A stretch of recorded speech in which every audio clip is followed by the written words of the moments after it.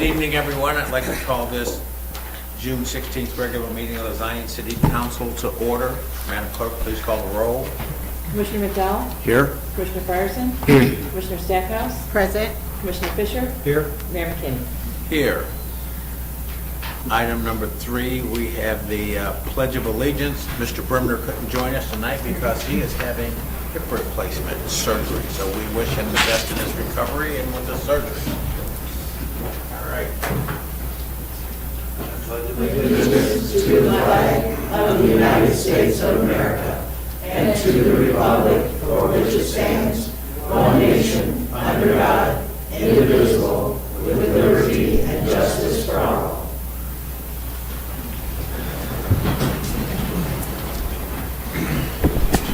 Leading us in prayer this evening is John Wizzardi, pastor of Christ Community Church.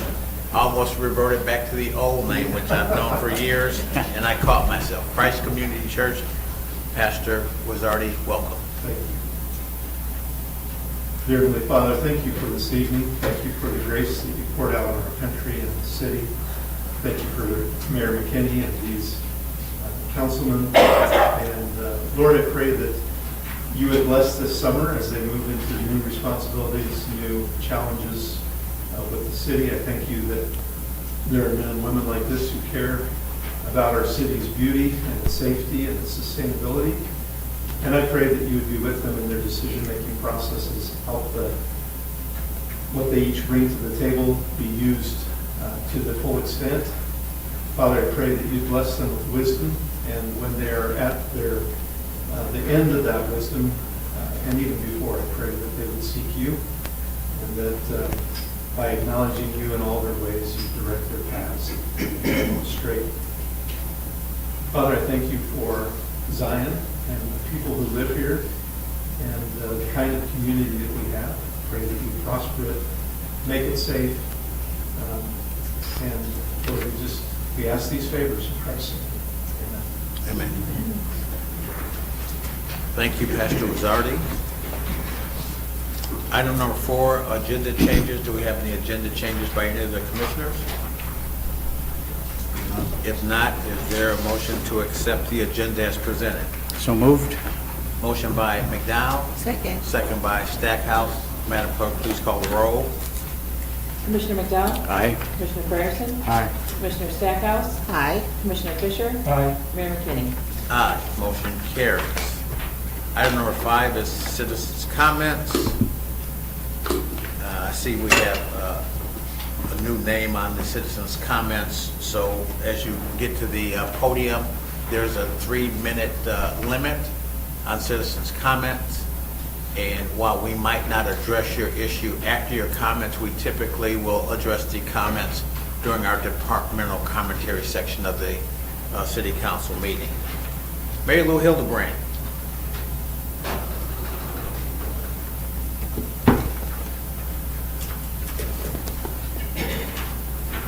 Good evening, Mr. Mayor and Commissioners. During the month of May, your ESDA volunteers gave 165 hours of service for a value to the city of $5,792. We assisted the police with multiple block-off requests. We assisted the high school with parking lot and traffic safety for graduation, and members attended an appreciation dinner at Ziggy East. We held our monthly meeting and performed the monthly siren test, assisted at the monthly food pantry at Ziggy East, and did duty time for the upkeep of the center and our vehicles and equipment. Thank you for your continued support. All right, Mary Lou, thank you and the ESDA crew for allowing the generator at the Juneteenth festivities down on the lake last summer. It was a nice event. Next, we have Francis B. Willis.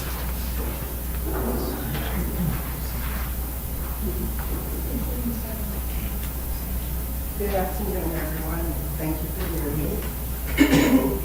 I may cough, but I do not have a cold. I choked on some water coming in here, and I just can't drink it. Okay, but my minute's gone. This is about Cypress Park and the empty lots, and I think most of you have probably heard us talking about that. The fact that we live in Cypress Park subdivision. There are 18 empty lots there. And a lot of phone calls have been made by Cypress Park members, especially the board members, about the mounds of dirt and grass and the trees that are there. And that growing on the lots. After making many phone calls since 2023 and talking to various people, and I think the mayor is aware also of the situation, we finally got someone to help us a little by cutting the grass between the sidewalk and the street, and then around the perimeter of the 18 lots. And we greatly appreciate that, and I hope we continue to do that. Apparently, these 18 lots, Cypress Park, Kenosha Road, is owned by a company called Jaffe Zill, and their number is 18-3 LLC, whose address is in Atlanta, Georgia. And we have tried over and over and over again to get in touch or get the city to do it, or get someone to cut the grass and the amount of grass that's there. Even though the city cut around, there's still a huge area from 18 lots that are still there. Apparently, the people in Zion that I spoke to, they weren't able to contact Jaffe to get anything done. I also called Lake County, the county seat in Waukegan. And after calling several times, I finally got somebody on the phone.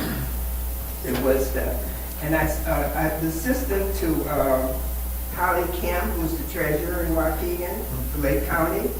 Her secretary spoke to me, and apparently she said, she gave me the same information, the same address I had already, and said that they were behind in their taxes for 3 years, that Jaffe hadn't paid taxes. And of course, they have lots of land in Lake County, mostly in Zion. And apparently, they just not paying the taxes on it for the last 3 years. I think if they were to get together and pay their taxes, or some way we could get them to pay their taxes, then I think our taxes would be less. As a senior citizen, my taxes this year in a single home was $12,501 for the year, which I think is a large amount. With the number of houses that we have in the subdivision, you guys are getting a lot of money from the houses. And this is a small subdivision, it's like 74 houses.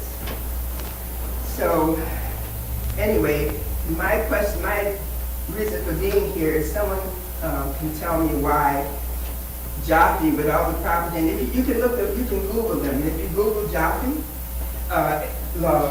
you'll see that they not only have the address, the normal lots here, they have lots other places also. And let's see. Okay, this is Jaffe Zill 18-3 LLC. They have -2 LLC, they have -1 LLC, and they have property all around. And I think that would help us, the citizens here, with the taxes, if we could somehow get them to pay their taxes. Okay. And anybody have any solution? No, we'll address it in departmental commentary. We typically don't respond to citizen comments when they're made. We get through the agenda, and then at the end of our city council meeting, we have a departmental commentary, which someone here will make responses to that. So thank you for coming in, making us aware of it. Item number 6 is consent agenda. Approval of minutes of a regular meeting held on June 2nd, 2026 at 7 p.m. Approval but not release of closed session minutes of a meeting held on June 2nd, 2026 at 7:25 p.m. Is there a motion to approve the minutes? So moved. Motion by McDowell, second by Stackhouse. Madam Clerk, please call the roll. Commissioner McDowell? Aye. Commissioner Fryerson? Aye. Commissioner Stackhouse? Aye. Commissioner Fisher? Aye. Mayor McKinney? Aye. Motion carries. Bills, vouchers 152012 through 152096, drawn on Huntington National Bank. Total $349,848.32. Is there a motion to approve the bills? I'll make that motion. Motion by Fisher, Second. second by Stackhouse. Madam Clerk, please call the roll. Commissioner McDowell? Aye. Commissioner Fryerson? Aye. Commissioner Stackhouse? Aye. Commissioner Fisher? Aye. Mayor McKinney? Aye, motion carries. Item number 7, consider passing ordinances as follows. 7A, authorizing and approving an agreement with Zion Benton Township High School, District 126, pertaining to the School Resource Officer Program per Chief Barton. Thank you, Honorable Mayor and Commissioners. I respectfully request the review and approval of the intergovernmental agreement between the City of Zion and the Zion Benton Township High School District 126, specifically pertaining to the School Resource Officer Program. The full adoption of this agreement is contingent upon the District 126 School Board approval as well. Thank you. All right, is there a motion to approve the agreement with Zion Benton Township High School for the School Resource Officer? So moved. Motion by McDowell, Second. second by Fisher. Questions or comments from the commissioners? I just want to commend Chief Barton and our police department on the SRO program. It's been a great success, and I think the request of District 126 to add another officer is a mark of that success. So thank you for all the work that you've done. Thank you. It belongs mostly on my staff and specifically the SROs that have been deployed. They've done a great job. All right, any other questions or comments for the chief? Madam Clerk, please call the roll. Commissioner McDowell? Aye. Commissioner Fryerson? Aye. Commissioner Stackhouse? Aye. Commissioner Fisher? Aye. Mayor McKinney? Aye, motion carries 5-0. Item number 7B, approving and authorizing a Fifth Amendment to a redevelopment agreement between the City of Zion and Empyrean LLC per Director Bronson. Thank you, Honorable Mayor and Commissioners. In August 2025, the Council approved a 6-month extension of the redevelopment agreement between Empyrean LLC and the City of Zion to allow Empyrean the opportunity to broaden the initial project scope due to shifts in the Chicago industrial real estate market. Representatives from Empyrean are here tonight to provide an update of their due diligence since that approval of the project, but to also request a 9-month extension of that same redevelopment agreement. With council's permission, I would like to ask the representatives from Empyrean to step up just to give a brief update on that project and then respond to any questions that the council may have. All right.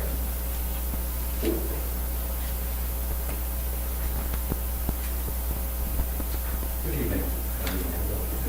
Again, my name is Tylo Tamru with Clarius Partners. This is Mr. David Conroy with Colin Commercial.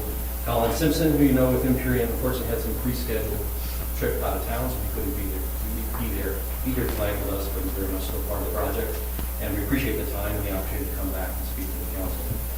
So Trumpet Park, obviously the project is near and dear to our hearts. We appreciate the opportunity to be back. As you know, Empyrean and colleague worked on this opportunity with the city. We came in 2023, went through the entitlement process with the city on the civil engineering plans, which has all gone very smoothly. I think what we're now focused on solely really is getting the project captured. The RDA envisioned it was going to be a speculative project that would be capitalized, and then we would come to council and ultimately perfect the closing shortly thereafter. The timeline has been longer than we all expected. I think there have been market factors that we are living through, all of us, no fault of any of our own, but certainly just the context of the times we're in. So as far as an update, and I appreciate Director Bronson and Chief Barton that have been involved with us since we had the last extension and keeping them apprised of phone calls, what we've been up to. So ultimately, we've got a two-pronged attack here. David has been steadfast in his efforts to basically obtain or identify for us what would be a lead occupant or tenant, a lease prospect, to take some of the risk of a purely speculative project out of the question. That continues. He continues to do that for us. Similarly, since we last met, we have brought on board an outside third-party brokerage house to help us strictly with the sourcing of capital, looking for an investor to invest on this in the context that it is a speculative project, so that we don't have somebody at the house that takes a bit of a different investment type to do that. But we've got Avs and Young, which is like the house that's working on, is a team led by Mr. Eric Foster. So we put a book together for this opportunity. We shared that with staff earlier this year. went out in June. The year got off to a slow start, but I'm happy to say in the last 60 days, we've had a market increase in the number of conversations, engagements with various investors. And I would say these investors are from across the country. They're not localized to Chicago, they're not localized to the Midwest, it's across the country through Athens and Phoenix Network. And I think the feedback has been consistent and encouraging, but yet not, again, moving at the pace that we would need to align with the kind of the milestone dates within the RMEA. We still remain in a very challenging market to capitalize projects. Capital isn't being recycled as quickly as it was before, coming off the high of COVID. So investors are somewhat reticent to dive into something purely speculatively without some assurances that costs will be fixed and arranged.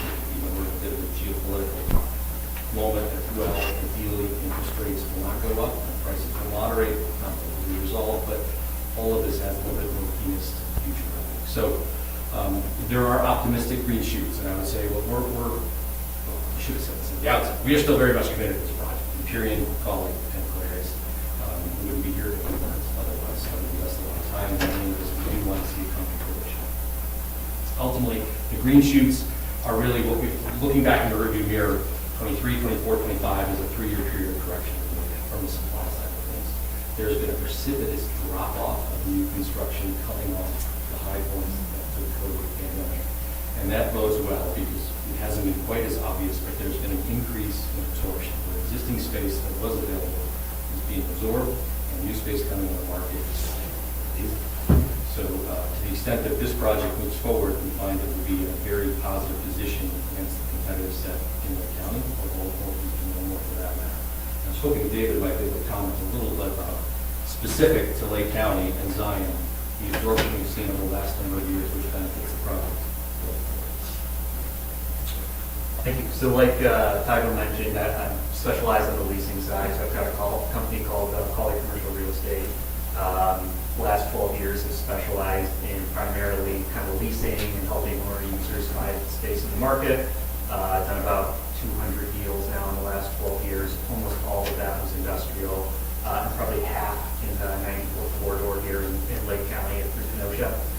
So I've been pretty active in the area. To Tybo's point, just to kind of give you some stats on the market quick and what we've been doing in 2 minutes, and then maybe you guys have some questions for us.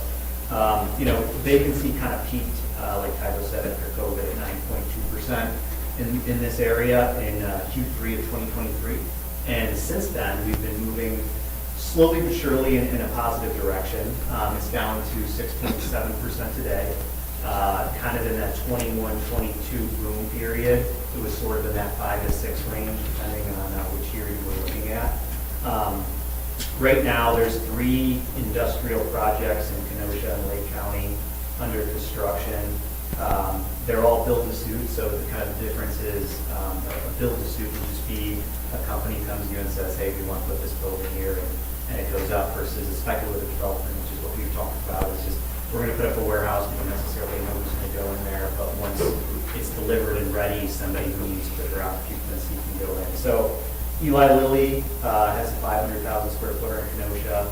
That project was more based around land next to a company they purchased called Nexus Pharmaceuticals. So it's sort of an expansion onto an existing facility.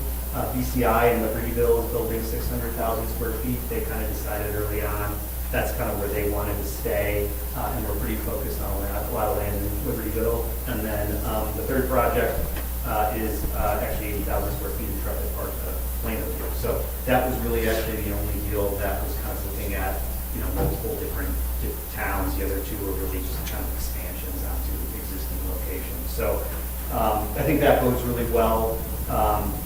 We haven't had any new construction starts in 2026, which is a 10-year low, whether it be speculative or build-to-suit projects. So we're still hoping to be the first one this year. Since 2023, we have had 8 RFPs. I'll give you the industry just because a couple of these companies we just signed NDAs with, but one exhibit company, a medical device company, beverage company, company in the automotive space, transportation, 2 logistics firms, and then a oil and gas firm. So out of those, only one has actually landed. So we've been, relatively active out there looking at tenants in the market. And to Tygo's point, I think some of the uncertainty kind of going on right now, just in the world, is that many companies kind of reticent to expand into new facilities, and a lot of the capital that companies are spending, they're trying to do inside of existing locations they already have. So that's kind of a high-level summary where we're at. The only one that landed is the exhibit company. I think that's public now, so I can say that. Jersey Exhibits, they have a location in Northbrook, Waukegan, and Milwaukee. The headquarters was in Milwaukee, and so they consolidated all three into Racine. So deal we kind of took a shot at it, but unfortunately didn't come to fruition. So I don't know if you guys have any questions on that for Tygo I, but we just kind of wanted to give you an update similar to what we kind of provided to staff. All right. Any questions from? You have any? No, go ahead. Can you remind us the specs on the building that you guys are putting out there? Yeah, so we have three that we're looking at building. There's a 488,000 square foot cross stock building, which is kind of your bigger box warehouse. There's a 120,000 square foot kind of single side loaded, and then a 60,000 square foot single loaded, which we kind of envision to be more of a local company, kind of looking to expand that wants to own their own kind of those. Okay. Have you gotten any feedback that those configurations are limitations for the type of industries that you've been approaching? It's interesting, as I looked through the list, we had 1, 2, 3, probably half of them really liked the building B, which is the 120,000 square footer. The 60,000, actually the smallest of the three, has been the slowest, I'd say, feedback-wise, candidly. And then we've had a couple companies, 3, that were looking at larger projects out there that either would take building A or maybe even move one of them actually have moved 3 buildings with one large rail serve. That's the beverage group. So the 60,000 has been candidly the one that's probably the slowest. Yeah, I just say that because anecdotally I had some conversations. I know when you guys had initially started, and that was some of the feedback that I had gotten, that it didn't quite fit the specs that they would be looking for. And then you were mentioning like market conditions. You're asking for a 9-month extension. I mean, at this juncture, it doesn't seem like it's prudent that rates are going to go down. They may actually go up a little bit. So how do you plan to address that if it goes that direction with the rates? Yeah, I think, well, in the 9 months, certainly, I think we're respectful in some respects, certainly, a lot of respect to the city. We probably come in and say it's 3 years. Right, it could be correct in some respects. We're not thinking that's the case. I think we look at it as right now, April 1, we are going to continually keep working on this. To the extent that we identify an investor or a tenant, it's unlikely that you would probably perfect an arrangement in the winter, October, November, December, because you really can't start construction in the spring. So the April 1 timeframe is really looking at us to try and give us the time to put something together, be in a position to break ground on this program. Very valid question. What if it was the same kind of situation? Got it. So I think as the agreement is contemplated right now, it talks about coming to the city with a fully capitalized project and then moving to close. I think, there are probably variants of that that we'd be willing to look at and explore if we are not in that third position coming to April 1st. Okay. We understand and appreciate the city extended itself, acquired this property, and spent money to get the one on North Shore, so that is on our minds. This deal wasn't contemplated as a land sale, so that would be something we could explore if that's of interest or if it's a possibility. That would be a way to talk about a next step that may not look like exactly what you're seeing. Got it. But we're not there yet. Okay. Just try that. Okay. Thank you for answering those questions. Like I said, you guys have been a great partner and great to work with so far from all the feedback that we've gotten. So thank you for the due diligence and hard work. Any other questions?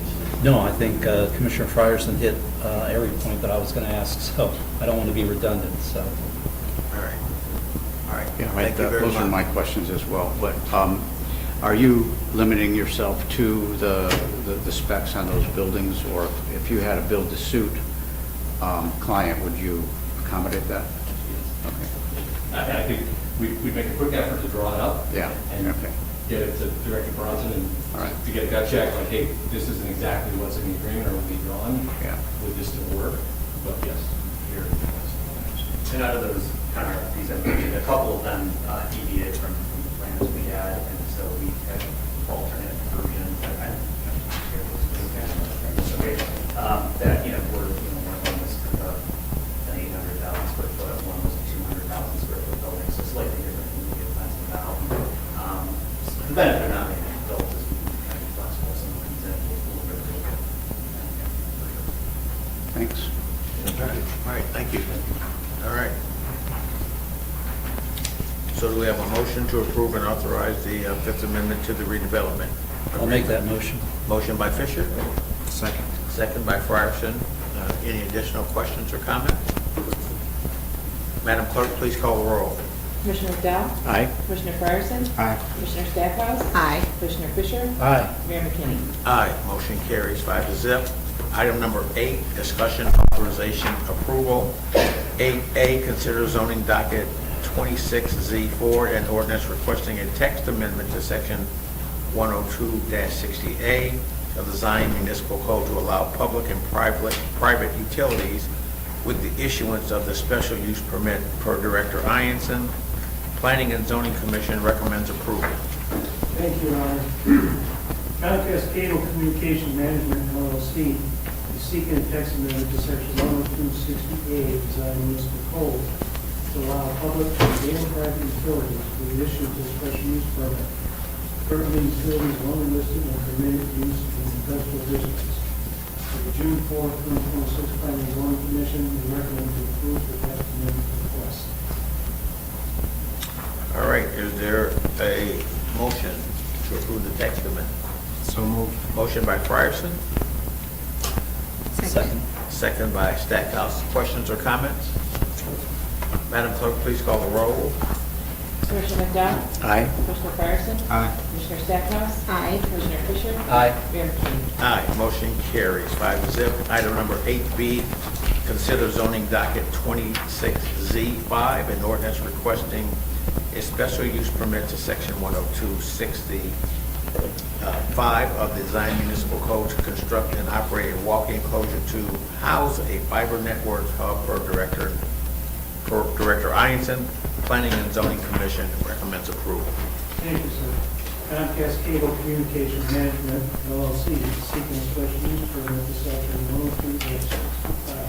102-60-5 of the Zion Municipal Code to construct and operate a walk-in enclosure to house fiber network hubs, generator, and related facilities to expand Comcast services to the surrounding communities at the property located at 0 West 17th Street. Of the June 4, 2026 Planning and Zoning Commission, we recommend to approve the special use permit request.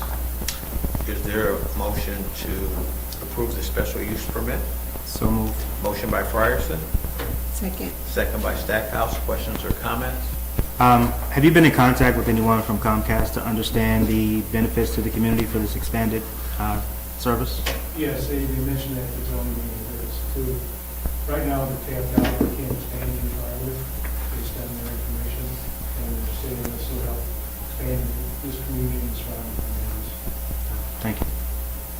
Any additional questions, comments? Madam Clerk, please call the roll. Commissioner McDowell? Aye. Commissioner Fryerson? Aye. Commissioner Stackhouse? Aye. Commissioner Fisher? Aye. Mayor McKinney? Aye, motion carries 5-0. Item number 8C, consider zoning docket 25Z11 and ordinance requesting a variance to section 102-32A3 and section 102-152-3A of the Zion Municipal Code to allow the garage to match existing front setback of the principal building and not meet the 30-foot requirement, and to allow the height of the garage to exceed the height of the principal building by 1 foot 5 inches of the property located at 2200 Gideon Avenue for Director Ianson. Planning and Zoning Commission recommends approval. Thank you, sir. Mr. Pedro Silva is seeking a variance in section 102-32A3 and section 102-152-3A of Zion Municipal Code to allow the garage to match the existing front setback of the principal building do not meet the 30-foot setback requirement, and to allow the height of the garage to exceed the height of the principal building by 1.5 inches at the property located at 2200 Gideon Avenue. The June 4th, 2026 Planning and Zoning Commission, they recommend to approve the variances. All right, is there a motion to approve the variance to design municipal code? So moved. Motion by Frierson, Second. second by Fisher. Questions or comments? Based on reading the minutes from planning and zoning, there were concerns about additional vehicles being parked at the property. I guess I'll just say succinctly, we're all good there in terms of the owner understands what the parameters are. Yes, the owner specified that this be one with van parked here in the garage. Thank you. All right, any additional questions or comments? Madam Clerk, please call the roll. Commissioner McDowell? Aye. Commissioner Fryerson? Aye. Commissioner Stackhouse? Aye. Commissioner Fisher? Aye. Mayor McKinney? Aye, motion carries 5-0. Item number 8D, consider zoning docket 25Z12 and ordinance requesting a variance to section 10-12A of the Zion Municipal Code to allow a 6-foot fence on the street side of the property located at 4210 Highland Road per Director Ianson. Planning and Zoning Commission recommends approval. Thank you, sir. Mr. Hoover is seeking a variance in section 10-12A of the Design Municipal Code to allow a 6-foot fence on the street side of the property located at 4210 Highland Road. The request has been reviewed and the location of the proposed 6-foot fence will not interfere with the traffic. The June 4th, 2026 Planning and Zoning Commission will recommend to approve the variance. Is there a motion to approve the variance? So moved. Motion by Frierson, Second? second by McDowell. Questions or comments by the commissioners? Madam Clerk, please call the roll. Commissioner McDowell? Aye. Commissioner Fryerson? Aye. Commissioner Stackhouse? Aye. Commissioner Fisher? Aye. Mayor McKinney? Aye, motion carries 5-0. Item number 8E, consider zoning docket 26Z13 and ordinance requesting a special use permit to section 102-31-6 of the Zion Municipal Code to operate a church at the property located at 23rd Street per Director Ianson. Planning and Zoning Commission recommends approval. Thank you, Your Honor. Mr. Nagos is seeking a special use permit for section 102-31-6 of the Zion Municipal Code to operate a church at the property located at 1823rd Street.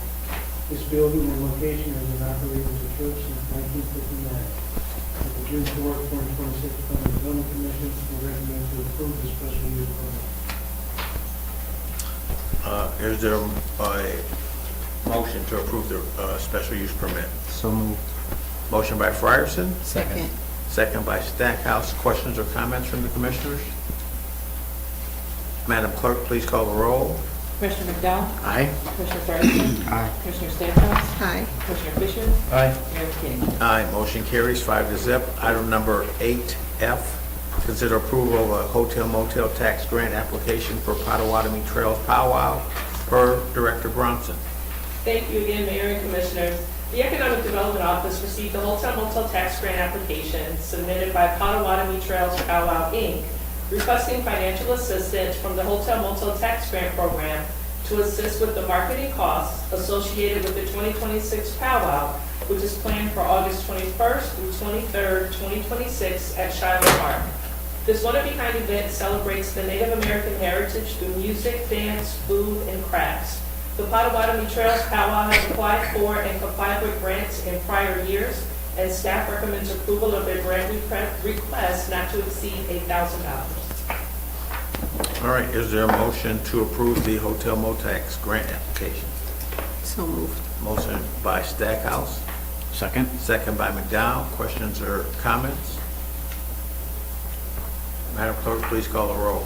Commissioner McDowell? Aye. Commissioner Fryerson? Aye. Commissioner Stackhouse? Aye. Commissioner Fisher? Aye. Mayor McKinney? Aye, motion carries 5-0. Item number 8G, consider request to allow video gaming at Anna's Marketplace located at 4551 Illinois Route 173 per Director Bronson. Thank you again, Mayor and Commissioners. The owner of Anna's Marketplace, Nick Generis, is here tonight to petition the council to consider allowing video gaming machines at Anna's Marketplace in Car Wash, located at 4551 Illinois Route 173. The basis for his request is a belief that his competitors who have video gaming are using their gaming revenue to discount fuel at 20 cents to 40 cents per gallon. Documentation supporting his request is included in your packet.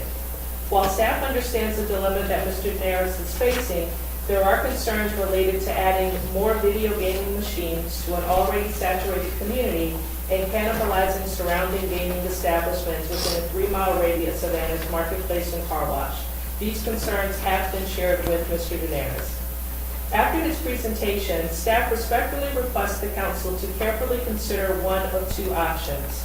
Either support Mr. Daenerys' request and direct staff to work with legal and the Liquor Commission to create a new liquor license classification that allows convenience stores with gas to apply to the state for video gaming, or deny Mr. Daenerys' request. With the council's permission, I would like to invite Mr. Daenerys to share his reasons why he feels that having gaming is important, and he's here tonight.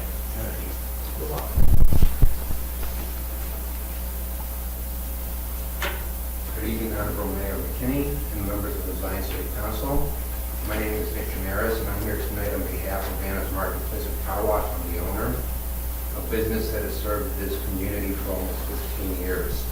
I would like to begin with two numbers: 1,600,000. That is how many gallons of fuel that Anna's pumped in 2017. And then 629,000. That's how many we pumped last year. Same station, same corner, same people behind the counter. 60% of our fuel business, nearly 1 million gallons a year, gone in 8 years. It would be easy to assume that that is a story about electric vehicles or remote work or people driving less, but it is not. The traffic studies are showing that Green Bay still has the same traffic. People just stopped turning in. And let me tell you where they went. Across the street from us is Wadju. We are the gateway to Zion for everyone heading east. There's a Phillips 66 gas station there, and then just south of us in the state line in Beach Park there is a Speedway. Both are gas stations, same businesses as ours, same road, same customers, and both of them have something that we don't have: video gaming terminals. Since 2017, these two stations have earned more than $10.9 million, almost $11 million. That is not an estimate that I am making up. That is the net terminal income published by the Illinois Gaming Board, public records posted online down to the penny. Last year alone, the two of them earned roughly $1.5 million from their machines. And here's what that money does. It allows them to price gas 20 to 40 cents a gallon below a weekend price, because any station cannot sustain that margin on fuel alone. A gas station, I'm sure you have heard, and it's true, nets pennies on a gallon, 5 cents, 7 cents on a good day. No one can give away 20 to 40 cents a gallon and survive on fuel margins. But they don't have to survive on fuel margins. The machines pay for that discount. So picture a Zion driver looking at the two price signs, ours and theirs, 30, 40 cents cheaper. Well, that driver, in my opinion, is not being disloyal. You know, realistically, he's being rational. They cross the village, across the street, they cross the village line, they fill up in Wadsworth, and while they're there, they buy the ancillary products, coffee, snacks, whatever, you know, most of the store may sell. Every piece of that transaction used to happen in Zion. Tonight, right now, none of that does, right this minute. So here's what we're asking for of the City Council and the Honorable Mayor. As Director Bronson said, we would like an amendment to the liquor license for our store. Under the Illinois Gaming Law, that license is a prerequisite for applying to the Illinois Gaming Board for a video license. The state runs everything else: background checks, regulations, audits, enforcement. There's only one door that we cannot open ourselves, and the city council and the honorable mayor hold that key. Now, I know the concern, Ms. Bronson just, articulated it, and I'm not gonna dodge it, and obviously it's this, that you allow gaming at Anna's will Zion's existing establishments lose business. And I would say the answer is no, and I'm not asking you to take my word for it. What I would like to do is give you three reasons: evidence, customers, and money. First, the evidence. The best test of this exact question has already been run on this road, Green Bay, with the exact customer pool. In 2017, the Phillips in Wadsworth had gaming all to itself. It had not existed at other locations yet. And it earned $828,000. In June of 2018, a year later, the Speedway opened down the road and turned on its machines. A brand new facility, major marketing, and that station increased by over $200,000. Phillips. It should have dropped, but it did not. So they posted a record profit in 2025 over $900,000, better still than any other previous year. Because convenience gaming, it does not carve up a fixed pie. It serves people who are already standing in the store. And that leads me to the customer. Think about who plays a machine at a gas station. Someone who came in for a fuel or a coffee, spends a few dollars while they're there. That is a fundamentally different person from the customer, let's say, of a gaming cafe, a destination player who chooses to spend the afternoon there, who knows the staff by name, who drives there on purpose. We cannot compete with that customer. You just can't, because we're not competing for that customer. Nobody cancels their afternoon at a cafe because a gas station has a terminal next to their ATM. Just isn't plausible, I don't think. The cafe customer is going to that cafe, and ours is already in the store at the counter. And then thirdly, the money. I would love to sit down individually with you and discuss this because it's so relevant and important, and it's gets to the heart of the matter. The gaming dollars that we are discussing are not designed to lose. They are being spent right now, tonight, as I said earlier, by Zion residents at the Phillips and in Wadsworth and the Speedway Park. Every one of those dollars carries a municipal tax share with it. That's real money. 5% of net terminal income goes to the host municipality, and for 8 years, that share has been funding Wadsworth and Beach Park, and Zion's own residents are paving other people's roads. That's a reality. And then approving gaming does not take away $1 from another Zion establishment. It takes dollars back from Wadsworth and Beach Park, and also, I might add, helps us fight the reduced tax basis that Wisconsin has passed, because they're just north from us also. And this is not a redistribution inside, it's basically a recapture for Zion, in my opinion. And then to the question behind the question, that if you say yes to Anna's, that you must say yes to every station in town, I would say that I'm not requesting a blanket approval. What I'm asking for is a special dispensation, for lack of a better word, due to our unique location on the border with other, gas stations that directly compete at a disadvantage for us. We are the only station in Zion whose direct same road competitors both operate terminals. No other station in our community can document a 60% volume collapse driven by gaming subsidized fuel across the line. We can with gaming board data and our own pump records, though. This is a targeted remedy, what I'm requesting tonight, for a specific, measurable geographic harm. It is not a precedent, and you can write that uniqueness into the license itself should you choose. And let me close with what a yes means for Zion. It means the 5% municipal share on every dollar played at Anna's flows to the village instead of to our neighbors. It means our fuel prices come back in line. That's so critical. Our volumes recover, and Zion's motor fuel tax receipts recover with them. It means a local business, one for 15 years I've been a loyal, I spent 35 to 45 hours a week in Zion, so I'm very vested in this community. And one that employs Zion residents, pays Zion property taxes and has shown up for this community gets to keep doing it. And I'll be honest with you about the alternative, because you deserve this honesty. You know, I just want to be honest. A station cannot lose 60% of its volume forever. It's just no business, I don't think, can. If the trend continues to question one day in front of the future council or future mayors, it won't be whether to license cannabis, it will be what to do with that empty lot at the corner with an empty gas station. No fuel tax, no sales tax, no jobs, and on and on. We are not a corporation headquartered in Pennsylvania or Ohio like those two other entities are. We are a local business.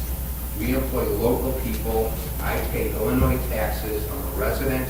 I spend more time up here than I do in my own home, and that's just the reality. We are not asking for a subsidy. I want to be clear about that. We are asking for the same tool that was handed to our competitors across the village line years ago, and the chance to just compete fairly with them. That's all we want.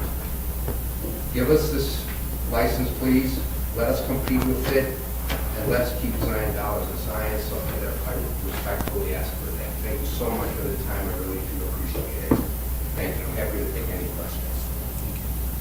Any questions from any of the commissioners? Yeah. First of all, Nick, I'm glad that you're here. Thank you for operating a business in the city of Zion. Thank you. It's my pleasure. So, some of the data that you brought was you dropped in an amount of gallons sold from 1.6 to 269, 629,000. But then the next statistic is a dollar amount. So can you even those out a little bit? Your competitor, how many gallons did they sell from 2017, and what's their current sales number of gallons? And then also, you gave a dollar amount for what they have grown over the years. Can you give us a dollar amount for what you have grown over the years to kind of even those two statistics out, please? The gas statistic is kind of a fluid number because it depends on the price of the fuel. Okay. Okay.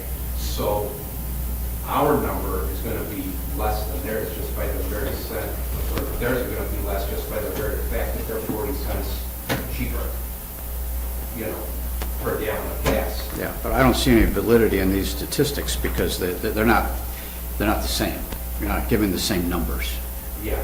Well, I'm comparing us though. Okay.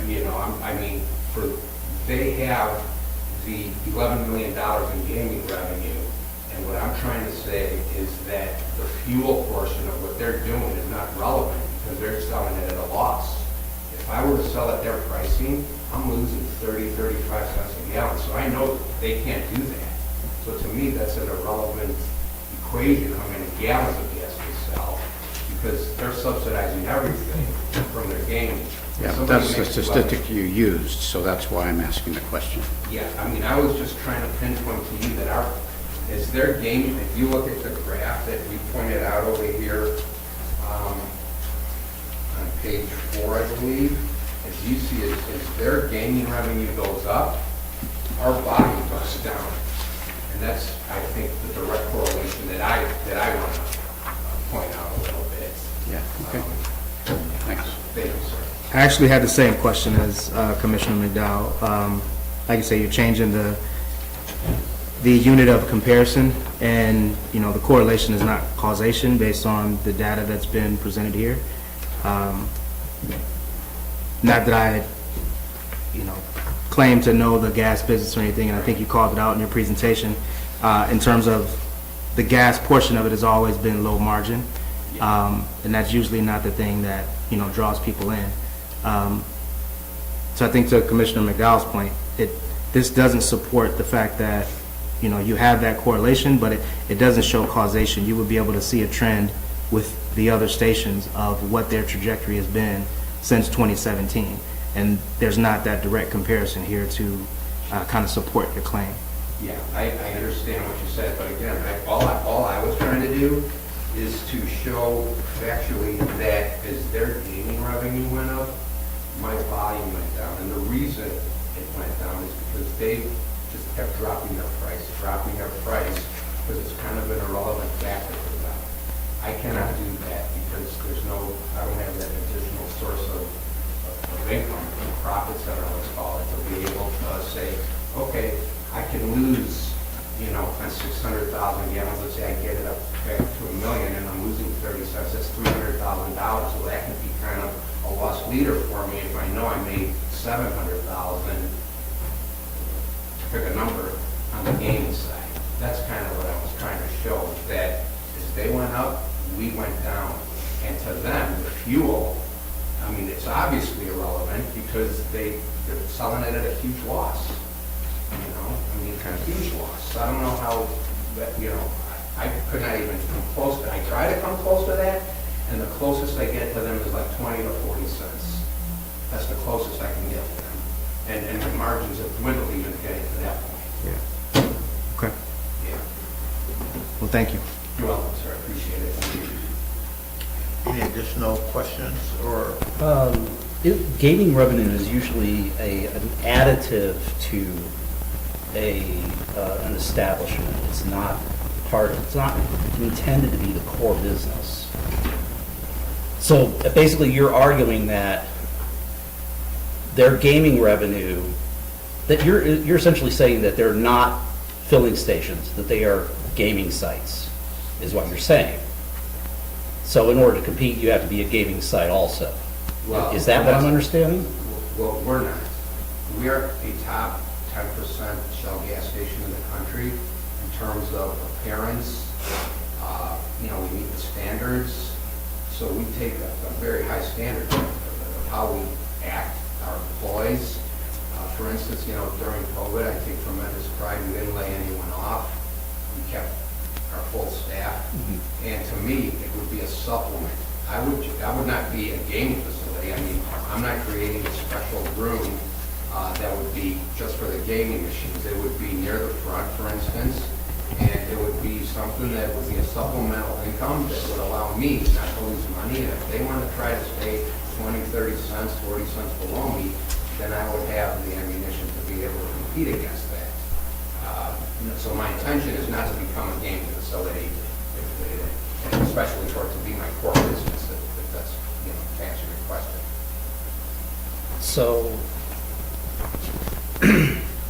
So your fuel volume has dropped since, well, there was the dip during 2020 when COVID hit the hardest. Yeah, right. And then it came back up, and then it's been basically leveling out and flattening for the past, 3 years? Yeah, I would say so. Okay. And you attribute all of this to the fact that your competitors have gaming? I do, because I have other locations, so the trends are, I grab our trends based on competition, the type of competition, traffic patterns, traffic flow, customer counts, density, and that is the predominant factor. As a matter of fact, you could say that, Zion has done a really good job creating populace in that area. Traffic count has not fallen. My volume should not drop. I mean, it's just, we have a very nice, good gas station that is priced very competitively, but it's not priced absurdly low at a loss. That's a distinction. Fair, and then giving it away because you have another source of a money center that can allow you to do that.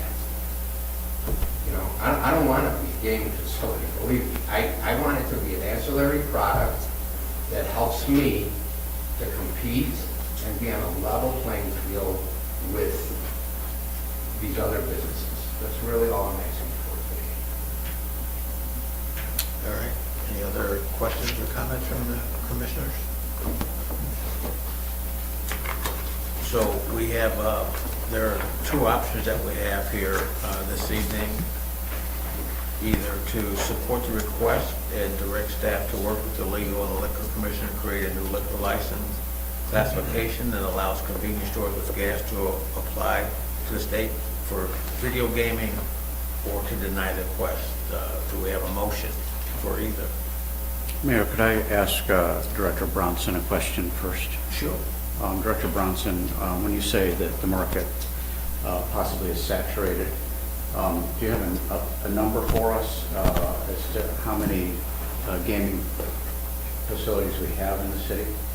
Yes, sir. As of today, there are currently 65 gaming machines within the city of Zion. And would you say that the market is saturated with that number? I believe the city of Zion is saturated. There, in total between Zion, Winthrop Harbor, and Wadsworth, there are currently 243 machines that are currently online and active. Wadsworth has the bulk with 116. Beach Park, they have 6, and those 6 are located in a truck stop, which Mr. Daenerys referred to, which is the Speedway. And what designates the difference between a gas station and a truck stop is diesel fuel. And according to the state, diesel, you have to allow truck parking, and you have to serve a certain amount of diesel fuel in order to have gaming. And when you qualify as a truck stop, you do not need municipal permission. You can just apply straight to the state for gaming. I'm going to make a motion that we deny this request. Second. All right. We have a first and a second. Madam Clerk, please call the roll. Commissioner McDowell? Aye. Commissioner Fryerson? Aye. Commissioner Stackhouse? Aye. Commissioner Fisher? Aye. Mayor McKinney? Aye. Motion carries 5-0. Thank you for your presentation.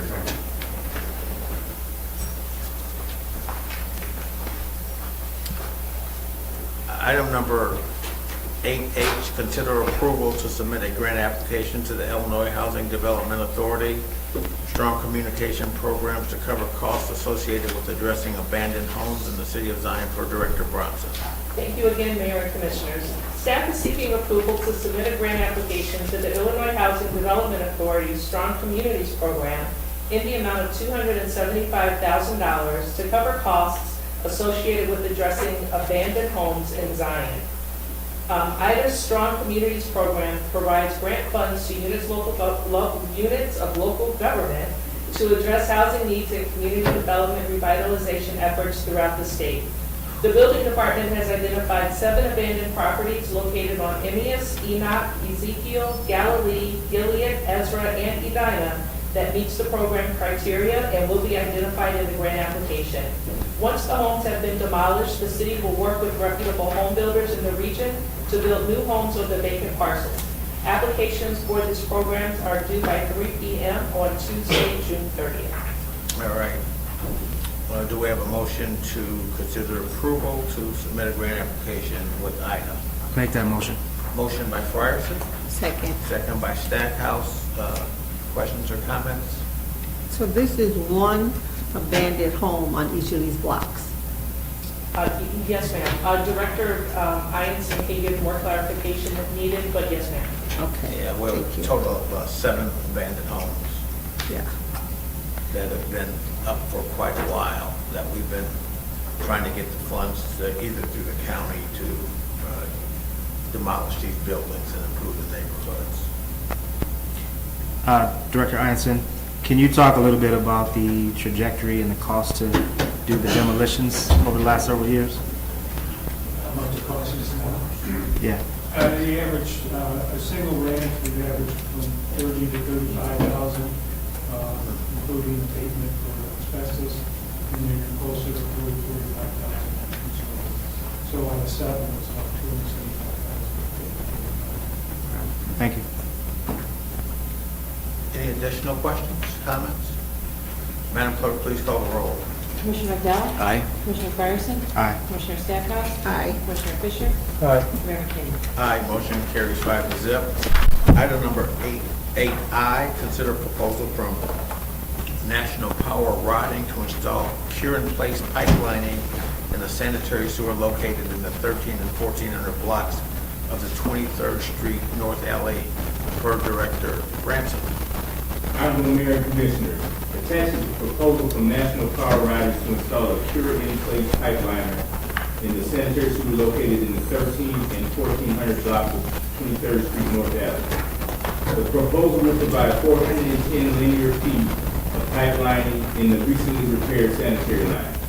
Campanella & Sons completed emergency repairs on this collapsed 12-inch sewer main in May and approved by council in June. National Power Riding will install SIP liner, remaining cracks, stop infiltration, and extend pipeline. This liner can only be installed after all collapsed pipe has been repaired and debris removed. Request for proposal was sent to 5 companies: National Power Riding, District Sewer, In Situ Form, Air Construction, and Michael's Pipe Service. For various reasons, including the minimal size of projects and availability, National Power Riding was the only return RFP. National Power Riding has previously worked on various privately contracted projects within the city of Zion, and to this point are deemed to be a reputable contractor.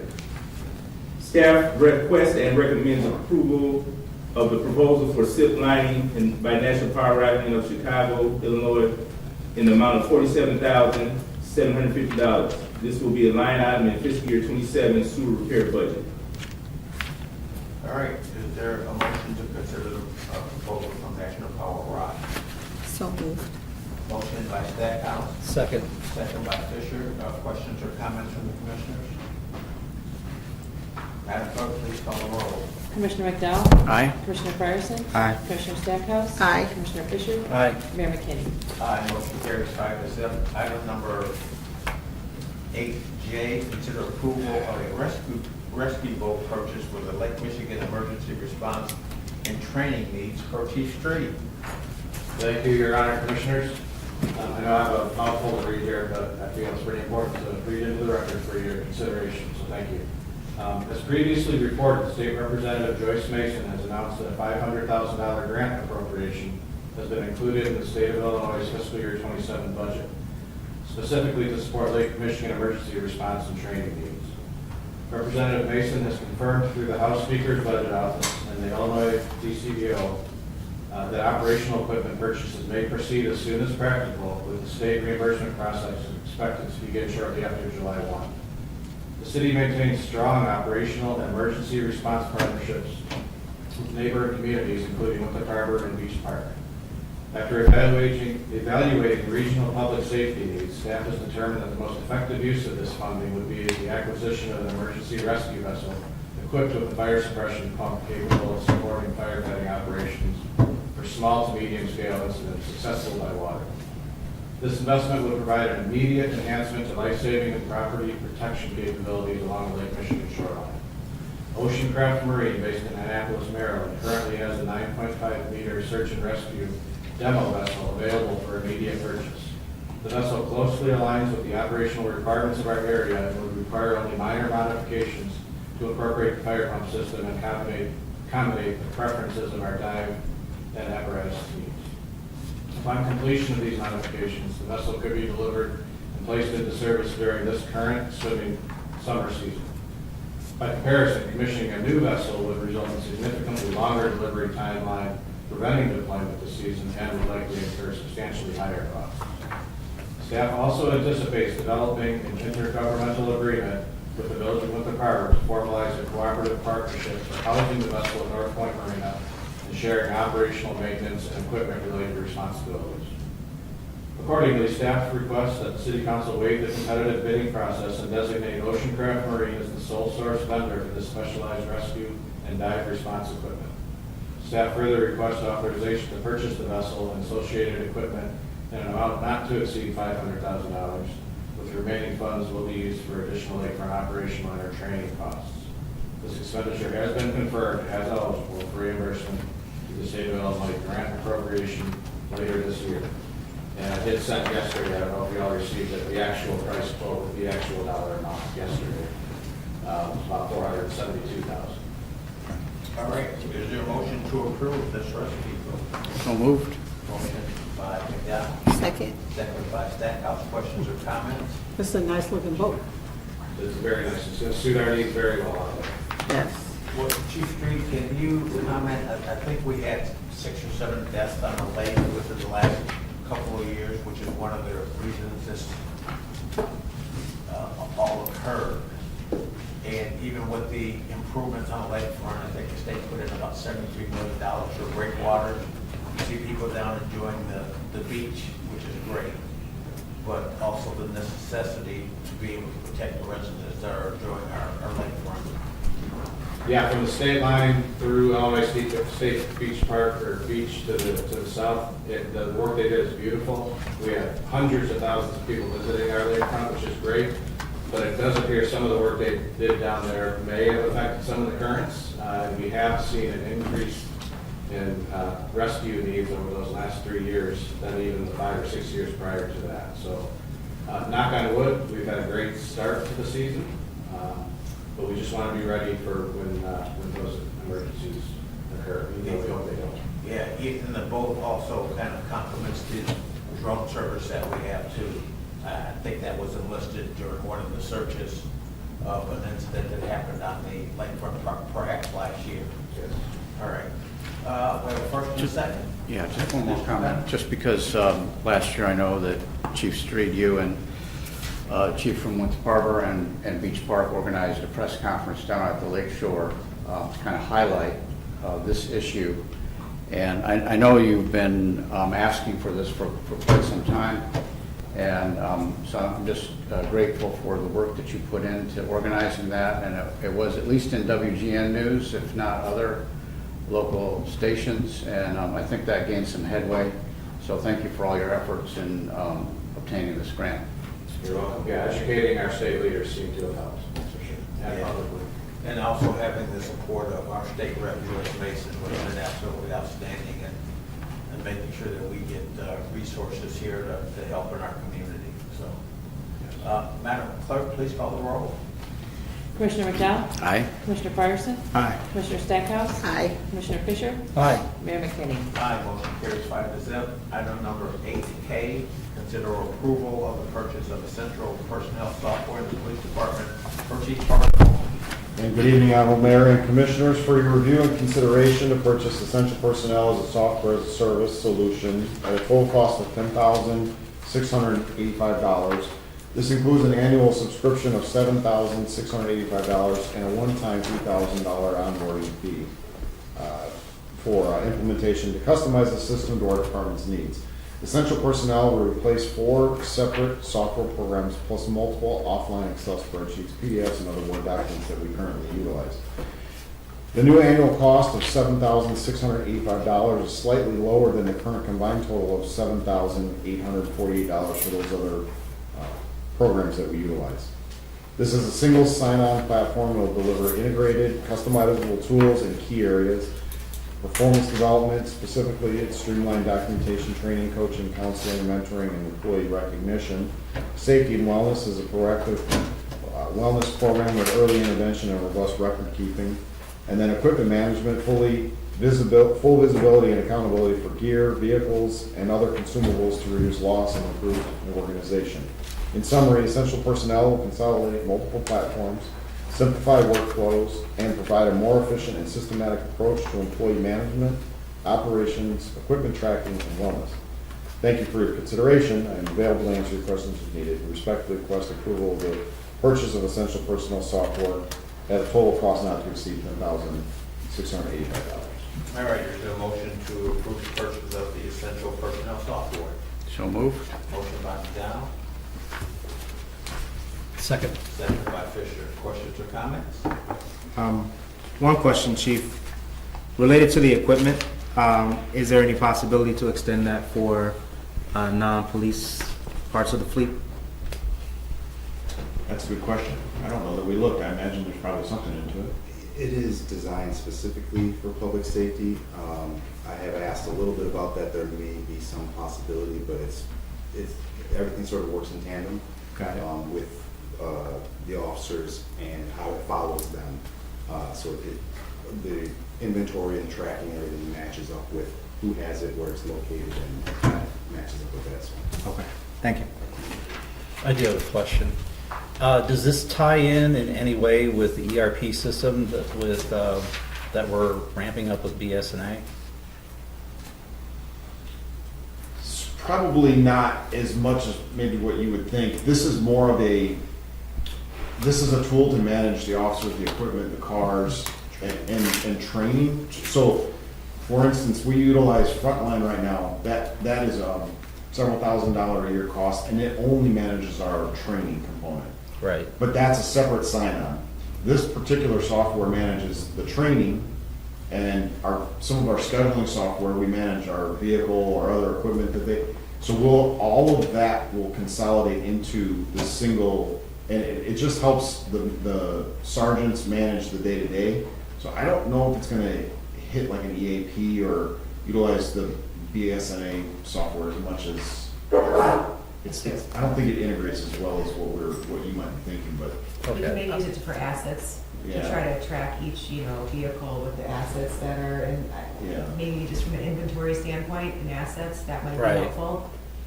Okay. Definitely, I would use it for that, Yeah. because we don't really have a good tracking mechanism for that right now, other than probably an Excel spreadsheet. I mean, that's what we're using right now, is Yeah, Excel. Right. so that would be something that we should consider, finding a way to import that data. If we can. Yeah. That raises one more question. Does it help with tracking of like crashes and Yeah. insurance claims and things like that? Yeah, but we still, that brings up another point, we still have an expert review board that we just discussed, Cheryl and I discussed today. That's something else we need to probably have a better hold on. But yeah, it does, because, so, similar to Blue Team, that's another program that this is going to absorb. That also is a tracking system for those early intervention, early warning things, crashes, or even as simple as calling in sick, tracking those simple things, but yes, kind of. All right, any additional questions? Madam Clerk, please call the roll. Commissioner McDowell? Aye. Commissioner Fryerson? Aye. Commissioner Stackhouse? Aye. Commissioner Fisher? Aye. Mayor McKinney? Motion carries 5-0. Item number 8L is an approval of the reduction in water tap fees for proposed Chipotle Mexican restaurant development in the city of Zion. For Chief Barton.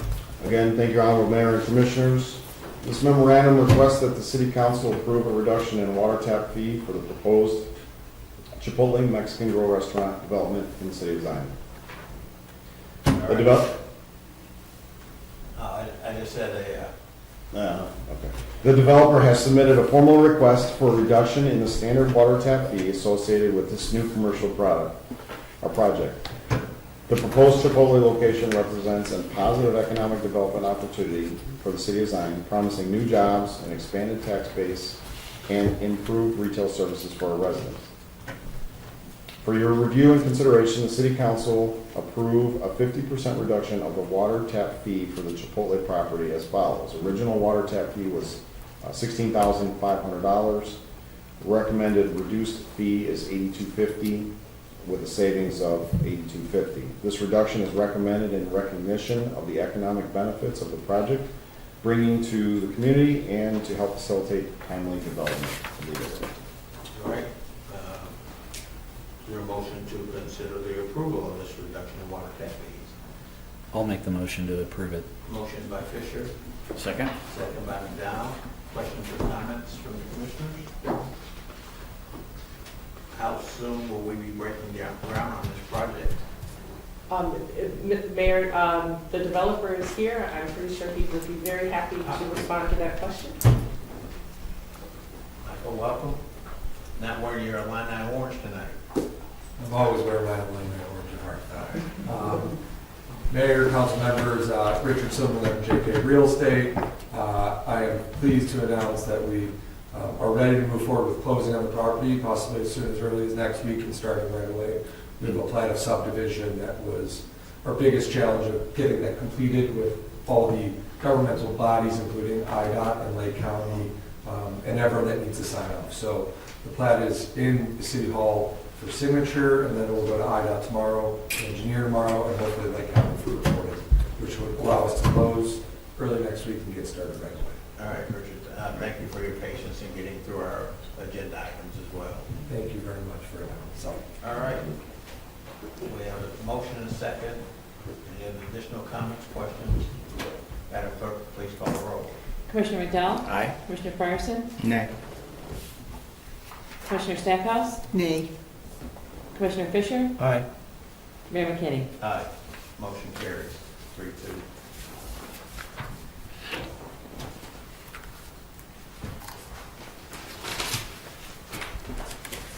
Item number 9 is departmental commentary. Director Ianson. Thank you, Your Honor. I can address the vacant parcels out at Cypress. Our equipment were not designed for cutting those unimproved parcels, but we went out and made an attempt for our city ordinance. We have to cut it back, we can cut it back 25 feet from the curb line, so it would be a better visual. So we were able to do that with the equipment we have. We will continue to monitor it and try to keep it maintained up to that point. And for sure, we are trying to make contact with this owner and have that be a success. Is there a lien on the property? There's going to be multiple lanes when it's all done. That's why the guy haven't started building yet? That I can't answer why they haven't built. Yeah, because back in 23, they wanted us to sign off on putting the office building. Yeah. Nobody's approached us about developing anything out there. So I'll assure you, we'll keep an eye on the grass. Yeah, they're right across my house. I do have the numbers of all the lots if anybody wants them, or of course you can research them also. And then you can, that's how I found out that he had all this other property, because I took one of the lots and went on and found out he has, I don't know, probably in the hundreds probably, if you look at it.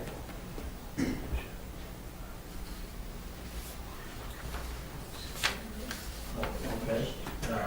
Director Ianson, that's it. Oh, I do have a second one. We did set a date for the annual cleanup day. It's the first Saturday in August, August 1st, between 8 and noon, at 28th of Galilee. We'll take tires, electronics, and bulk items.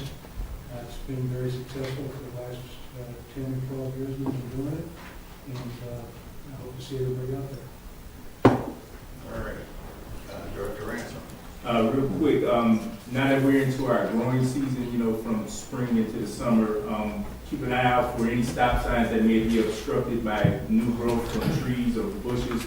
We're out actively looking for them, but it does help if you see them, let us know, and we will trim them back. That's it. All right. Thank you, Director Ransom. Chief Street. Just another thank you to Representative Mason and you, the City Council, for supporting that boat purchase. It's going to be a great addition for our response capabilities.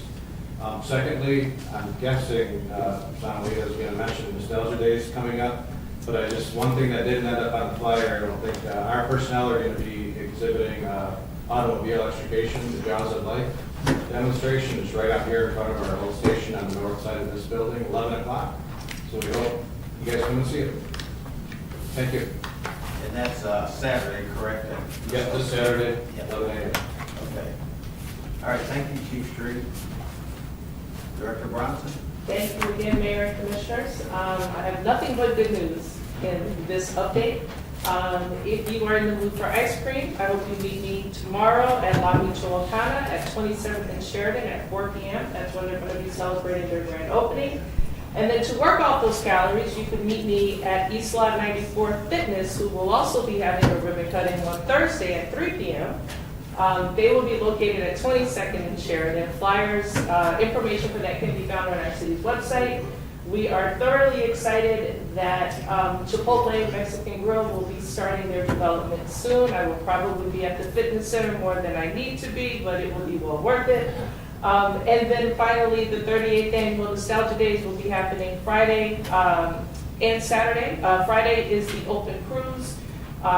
Please, please, please be mindful. There will be families out on Sheridan on Friday night enjoying Smokey and the Bandit, which will be our movie night, courtesy and lots of thanks to the Coalition for Healthy Communities being our sponsor for that. And then Saturday will be the show. If you have never been to a fantastic show that kicks off summer, then you have not been to Nostalgia Days, and I invite you to come and enjoy yourself. Thank you. All right, thank you, Director Bronson, for the great news. Chief Barton? Thank you, Honorable Mayor and Council. I have to believe that you might have had something to do with Smoking the Bandit. I mean, that's just a little interesting. We're gonna have some officers out there, so be mindful of the rules of the road, they still apply, but let's not have a real Smoking the Bandit scenario. I'm just looking for Roscoe P. Okay. Just wanted to piggyback on what Chief Street said, so very much a big thank you to Rep. Mason for her continued support and effort for the city of Zion and the safety of the public down on the beach.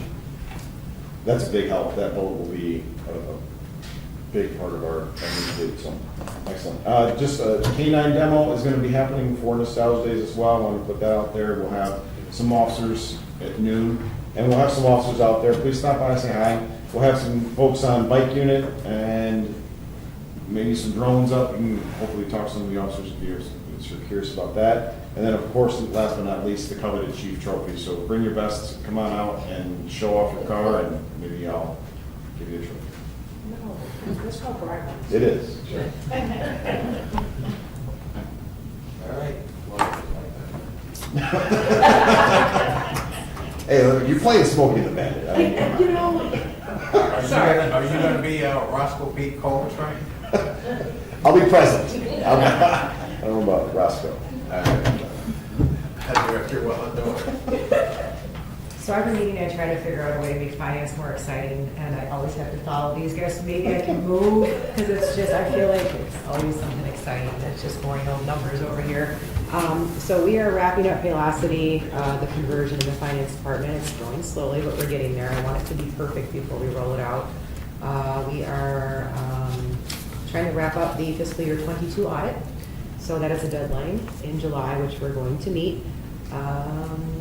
And then we are wrapping up fiscal year 26 so that we can get accurate revenue and expense numbers for the fiscal year 27 budget presentations. So that's what's going on in finance. Always exciting. All right. Thank you. Very exciting. Well, especially with the update in software, which we've needed for quite some time that we've been working on. We have a tentative date for the SNA of June of 2027. Yeah. Yeah, but the actual roll will be June. So we're about a year away from the great new software. All right. Commissioner McDowell. You're not going to give Deputy Chief Sweeting an opportunity to see. I'm sorry. I don't really have too much to add. That Chief Barton hasn't already mentioned. I know for Friday night for Nostalgia Days, we will have extra patrols out there, just kind of being mindful of roadways. So, and keep an eye on things, make sure everyone's having a good time, a safe time. We always look forward to this time of year, but want to make sure we have it covered. So, that's really all I have to add. Well, thanks for the preparation. I know there's a lot that goes in just looking at the plan during our department head meeting of everything that goes on and planning for our residents and people that are coming in town just to be safe. So I know that takes a tremendous amount of time. So thank you for all the preparation for that. Lieutenant Zalodek is the primary author of that. He does a tremendous job. So, covering all bases. All right, thanks, DC. Thank you, sir. All right. Mayor, I just wanted to follow up on the SRO program. I had the chance to talk with the superintendent at District 6 not too long ago, and we've had that SRO program going for a couple of years now, 3 years now. And he came in and he said, to be honest, I was not really in favor of the SROs. But after meeting our officers, seeing how they interact with the students and seeing the positive impact they've had, that made a huge difference for him. And I think it also impacted how District 126 has viewed the SRO program. So that's just a kudos to our department for that. Absolutely. All right, thank you, Commissioner. I think I just have one thing, small win. Thank you to Director Ironson, legal, our administrator and staff for the small win of getting the fencing around the pumps at the gas station. Yeah. It's a very minor thing, but it's also important that we're taking care of the blighted properties while the owners are, the property may be in transition. We want to make sure that things are safe and kept up, and especially when we're going to have our downtown be flooded for Nostalgia Days and things like that. So thank you for the quick response on that, and keep up the great work. All right, thank you, Commissioner. That we've been working on that issue for the past several months, and we have our legal limitations going on public property, but it has been a flight property, and our building department has been working closely with the attorney to try to get the pumps and the dispensers removed, but we came up with the solution of working with our legal team and being able to get that fenced off. It looks much better, no doubt about it, so thanks. Commissioner Stackhouse. Yep, I will concur, it looks much better with that fence up there, because a couple times I've rode by there and I've seen children over there playing, and I told them, this is not a playground, this is not a place for you to be playing over here, so I'm glad that the city was able to do that. And it's just nice to see everyone here tonight. Thank you all for coming and all the positive reports. Chief Street, thank you for all the work that you do for our city. Thank you. And saving lives down on the lakefront, because we lost a very precious student a couple of years ago. So I want to thank you. All right, thank you, Commissioner Stackhouse. Commissioner Fisher? I don't have anything particular tonight. I would suggest, looking at the time of the month, it might be time to start reminding people about fireworks and what's permissible and what is not. Yes. Because that time is coming up now. Chief, you want to address that real quick? Sure. In addition to the fact that several years ago, I think it was right after the pandemic, we put in an ordinance to deal with commercial grade fireworks in the city of Zion, because they are illegal in the state of Illinois. Yeah. And so people now get fined. Yeah, exactly right. If it's illegal in the state of Illinois, it's illegal here, and we have an ordinance that supports that. And in addition to that, we also track when those citations are issued. The ordinance indicates a stepped penalty, I guess. If you were issued a citation, you have a 12-month basically probation period, and if you're issued a second citation within that period, it's a rolling 12 months, so you'll get a higher violation, a higher fine, and then that 12 months will push out again. So we are tracking those citations as they're issued. They're in our RMS system, and we have a order. I have an order to the department that a citation will be issued, whether it's a written warning or a fine on every offense. So any subsequent offense after the first is going to be a fine. All right, and I know people have been calling the non-emergency line at the police department to report any violators of the ordinance as well. That's correct. Yeah. All right. Thank you, Commissioner Fisher. I just want to take the time to thank everybody for attending tonight, see some new faces here, and for the comments that you make. We do listen to the comments, and even like with the gas station, for example, I received some calls about the gas station back in May. And when it's not our property, it takes time for us to get some of these things in place, that we want to get rid of some of the eyesores, the issues that you're having in the neighborhood. But your continued presence to be able to come and talk to us is important, so that know that we are listening to your voices. I also, with Pastor Wizardi, as he was here today, one of the things that when prayer is always offered right now, with Juneteenth approaching, I always think about my childhood and growing up during the civil rights, and one of the things that I've always prayed for and thought about and wished for. I thought by the time I had reached the age that I have reached at 4 years old, that hatred and bigotry and racism would have dissipated by now. And with Juneteenth, 1865, when our freedom was recognized, it's a very important day, and I still pray for the day that hatred and bigotry and prejudice dissipates in our country. We're bigger than that. And one of the things that living in this community, even during that time, I've always been appreciative of people that are still here, that have always treated people with tremendous respect, regardless of their race, creed, color, or ethnicity, or their religious preferences. And so that's one of my continued prayers as we move into Juneteenth.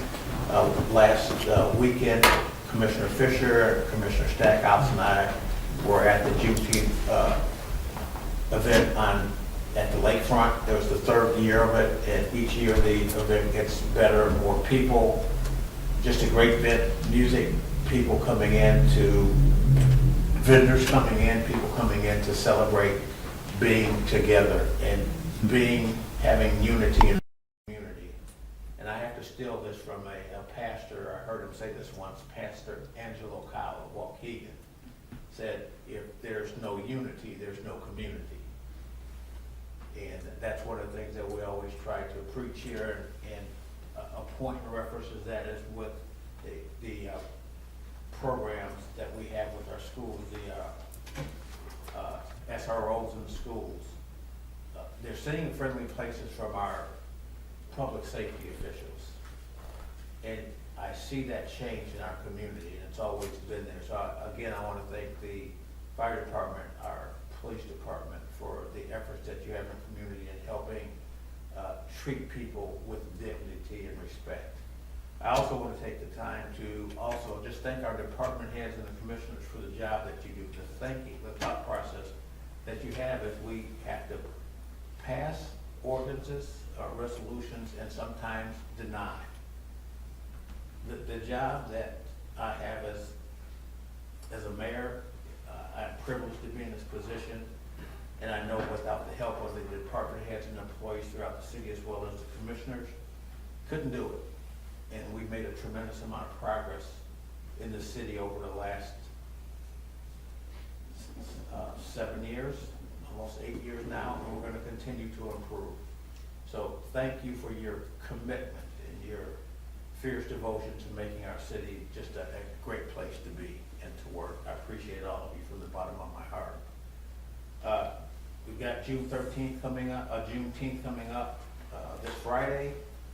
We also have the beginning of Nostalgia Days, and on the 20th, there's the 19th is just kind of the cruise around Sheridan Road, which I can remember growing up down in Waukegan. They had Scoop the Loop, which was every Friday and Saturday night as a teenager, which was kind of fun. Looking forward to that. I even entered a car in a show this year. Not that I expect to win anything, but just to participate. It's a great event for us.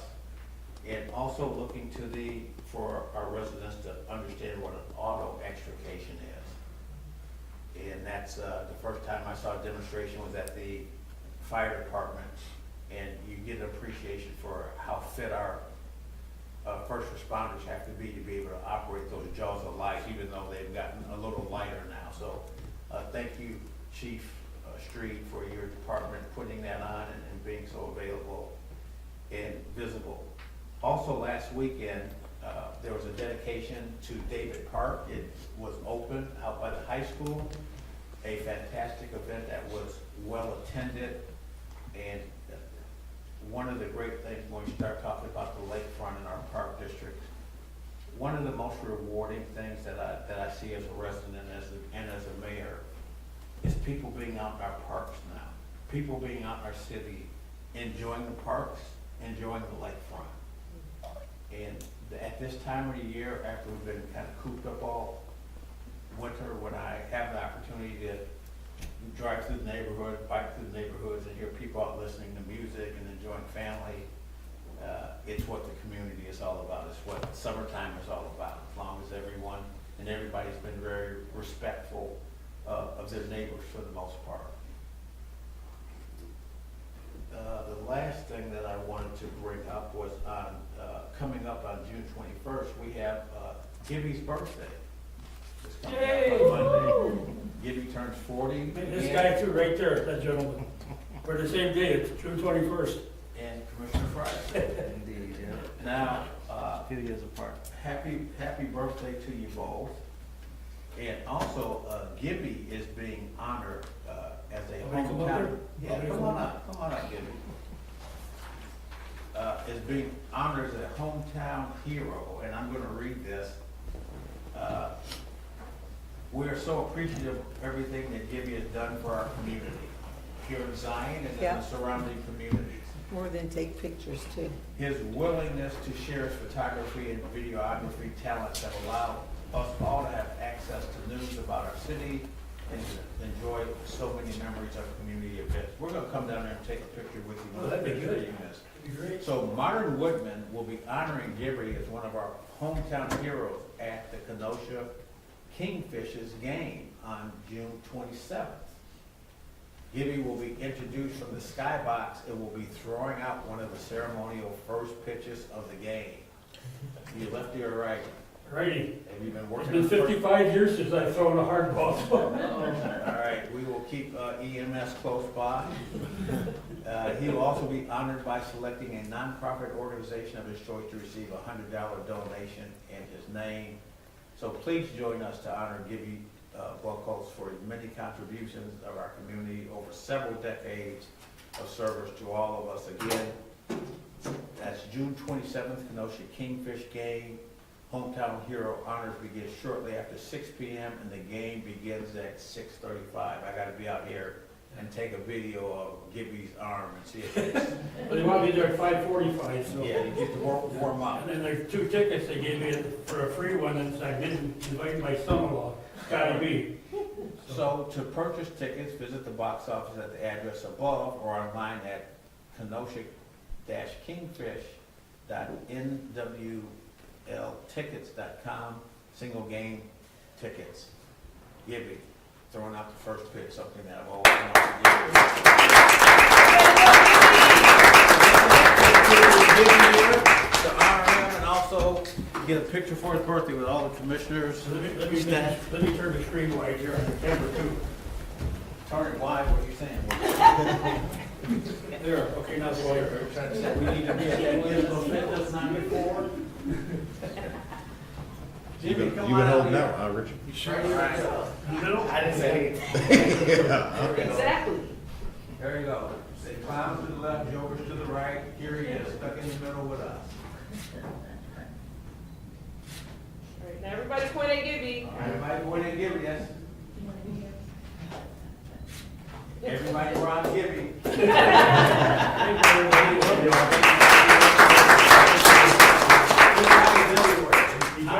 He's tireless. Happy birthday to you, sir. Thank you, sir. Same to you. Yeah, yeah.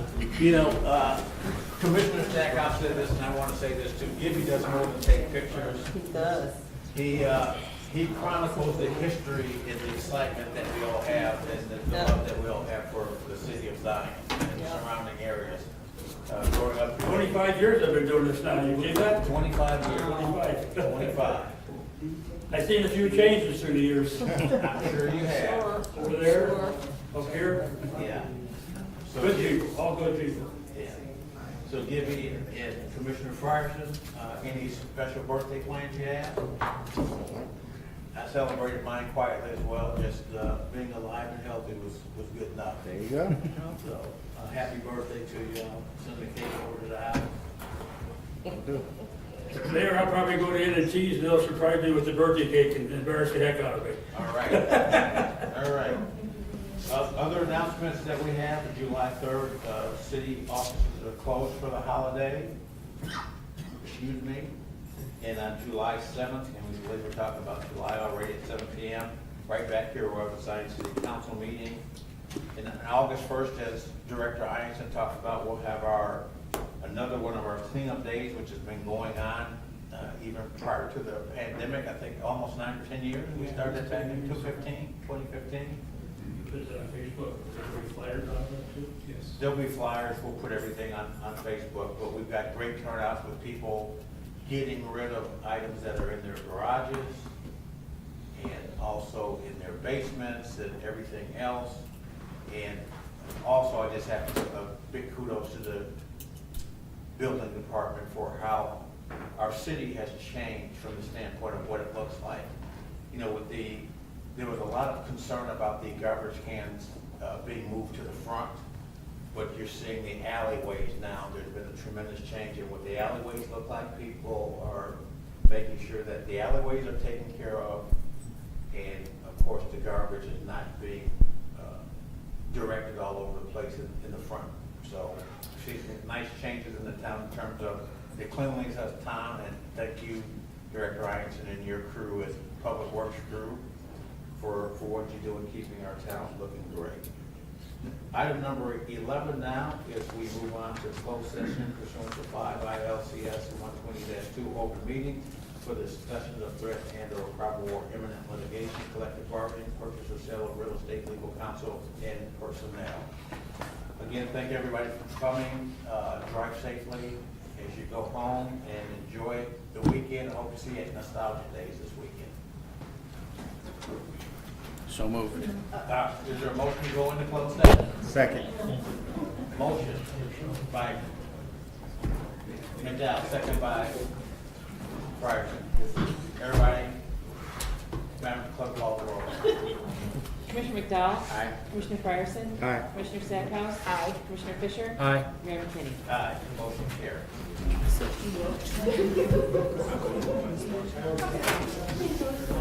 Oh, there's,